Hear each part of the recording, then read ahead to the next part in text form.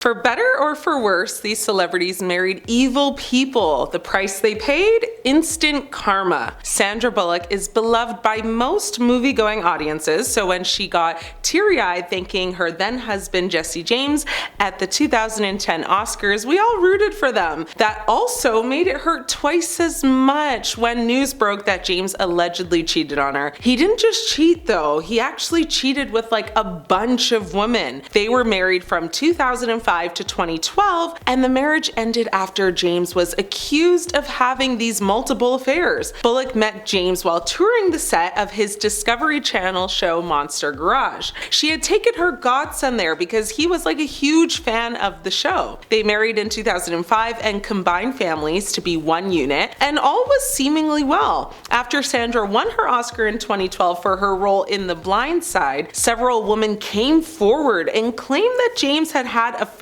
with them. The couple then finalized their divorce in June 2012. In an interview, James had said, "Yeah, I did cheat on my wife. Yeah, I stood up and took accountability for it and apologized," and that's the end of the story. That comment rubbed a lot of people the wrong way because it came across like very bland and just disingenuous. James claimed that the paparazzi were part of the problem, whatever that means, and after his split from Bullock, James decided to make a permanent move to Austin, where he and Bullock had a home together. He said, "A lot of good happened out of the end of my marriage because it helped me focus on being a dad even more. It helped me focus on doing the right thing and being myself and getting out of LA and getting a better life for my kids." James remarried in 2013, however, that was another failed marriage. James has had a lot of controversy around him over the years, with many people calling him evil for some of the crazy ideologies, he's believed in. Many people believe that Sandra chose to ignore these red flags, and in turn, marrying him caused her to get some of that bad karma on her,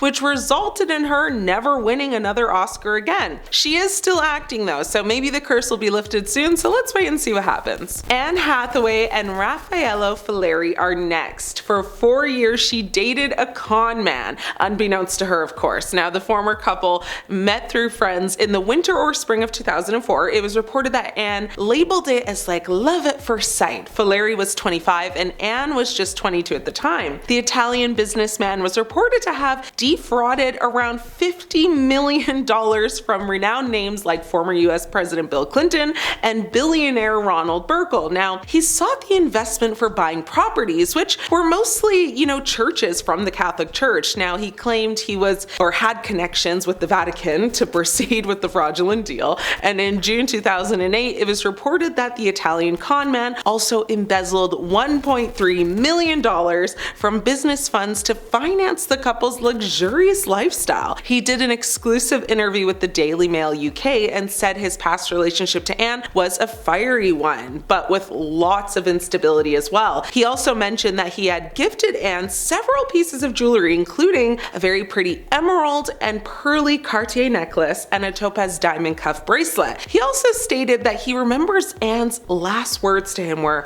"I love you forever." And she said that to him at like 2 a.m. on June 24th, 2008, and he was arrested like 3 hours later. After that, they allegedly never spoke again. Anne did do an interview in 2008 with W Magazine, and she said, "As soon as I found out about the arrest, I had to get on a plane to Mexico to do a press tour for Get Smart. And then I spent the next week in shock." Anne faced, a lot of public scrutiny back in 2008 because many speculated that she had some sort of involvement in Follieri's felony. Lots of people believe she knew more than what she let on and that karma would get her for pretending that she didn't. Follieri served a 4.5-year sentence for money laundering, conspiracy, and wire fraud from 2008 to 2012. Madonna and Sean Penn. Now, the singer and actor met on a music video set and started dating in February of 1985. 6 months after they first met, they were married in Malibu, California on Madonna's 27th birthday, the day before Penn's 25th birthday. Now, their special day attracted a lot of attention. Madonna acknowledges, in a documentary audio clip that she couldn't hear the vows during the ceremony due to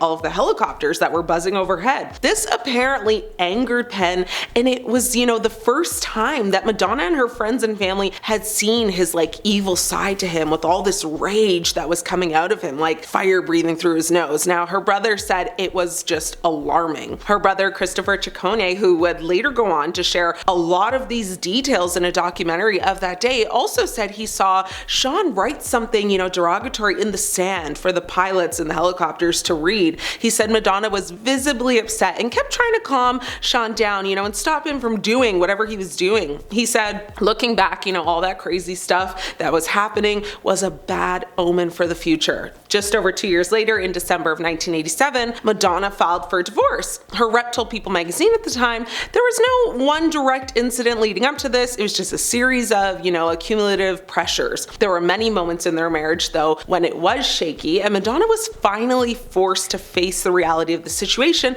that they just weren't happy together. Now, in 1987, there were also allegations that Sean attacked Madonna with a baseball bat, like amongst many other accusations. Later in life, when Sean was asked about the allegations in an interview with the New York Times, Sean said, "I had a SWAT team come into my house. I was eating breakfast, and the next thing I knew, windows were being broken all around the house, and they came in and they put me in handcuffs." He went on to say that if he had hit her with a baseball bat, surely she just would have gone to the hospital. So basically, he was denying it, not really saying anything much. Now, Madonna would go on record denying the attacks as well and basically having his back. Her close friends and family said, she was covering for him and didn't want to ruin his career or her own, so she took it and held it in within her own self and never spoke about the truth. To this day, she refuses to talk about it and just wants everyone to forget these allegations. Next, we have Ike and Tina Turner. Born Anna Mae Bullock in 1939, Tina Turner, who sadly passed away at the age of 83, had a very rough family life. Her parents were poor sharecroppers who split up and left Turner and her sister to be raised by their grandmother. As a teen, Tina,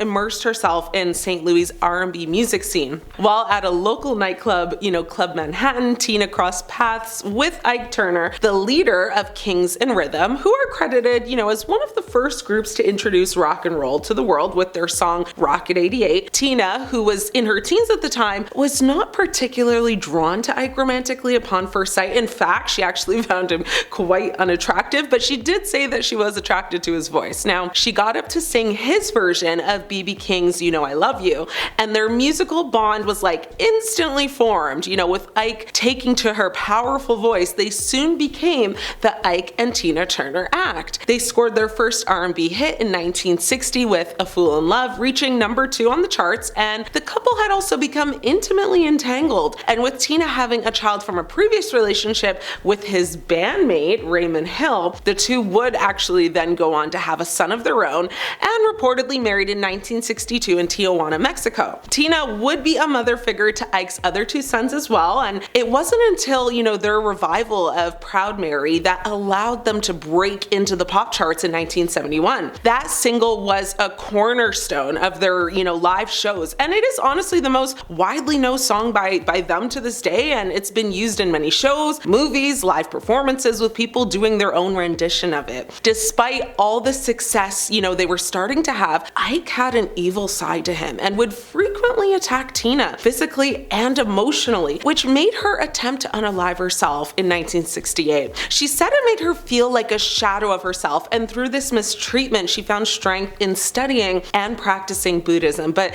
said that only caused Ike's physical torment to intensify. She said that when Ike saw her chanting, the veins in his face would just pop out because he didn't want to hear about anything that would give her any, form of power. She said that he could be very loving at times and that he would help a lot of people in trouble, but that help always came with strings attached. And you would basically owe him your life, saying that, he never gave freely. It always had something attached to it. She finally found the strength to leave him on July 1st, 1976, while the pair were on tour staying at a hotel in Dallas. She said, despite having a face as swollen as a monster's and in physical pain from the torment he made her endure the whole way there, she said she, massaged him and asked if she could order him any food. And then he made his mistake of falling asleep. And with only 36 cents in her pocket, Tina sprinted across the freeway in the dark of the night to another hotel. A friend then bought her plane ticket home to LA,